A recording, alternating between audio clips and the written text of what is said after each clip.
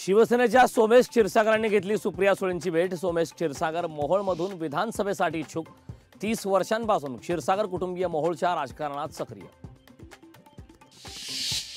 राज ठाकरेंच्या दौऱ्यांचा धडाका। मनसे अध्यक्ष राज ठाकरे 7 ऑक्टोबरला पुणे दौऱ्यावर। इच्छुक उमेदवार प्रमुख पदाधिकारी यांच्यासोबत साधणार संवाद।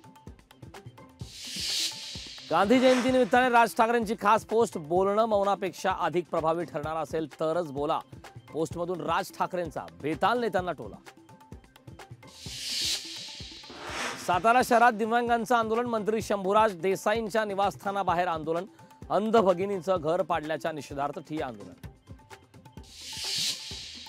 यातील 2 पोलीस शिपाई निलंबित। रस्त्यावर बेडशीट विक्री करणाऱ्यांकडून 14,000चा हप्ता घेतल्यानं निलंबनाची कारवाई।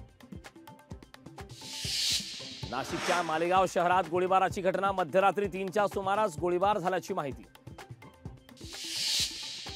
सातारा शहरातील माची पेठेत घरगुती सिलेंडरचा स्फोट। स्फोटात एकाचा मृत्यू तर 2 गंभीर जखमी।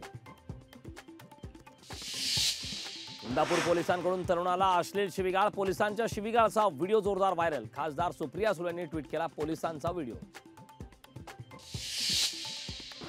केंद्रीय मंत्री नितीन गडकरींकडून नागपुरात स्वच्छता मोहीम। जनतेने सहकार्य केलं तरच गांधीजींचं स्वप्न पूर्ण होईल। नितीन गडकरींनी व्यक्त केला विश्वास। छत्रपती संभाजीराजे पंतप्रधान मोदींविरोधात आंदोलन करणार। अरबी समुद्रातील शिवस्मारकाच्या मुद्द्यावरून संभाजीराजे आक्रमक। 6 ऑक्टोबरला गेटवे ऑफ इंडिया येथे करणार आंदोलन। तुळजापूरच्या तुळजाभवानी मंदिरात नारळ फोडणे तेल विक्रीस बंदी। नवरात्रोत्सवाच्या पार्श्वभूमीवर मंदिर प्रशासनाचा निर्णय। 3 ते 18 ऑक्टोबर दरम्यान नियम लागू राहणार। सरड्यालाही लाज वाटेल असा विशाल सरडा काम करतोय। विशाल पाटलांनी बेताल बडबड थांबवावी। संजय काका पाटलांची घणाघाती टीका।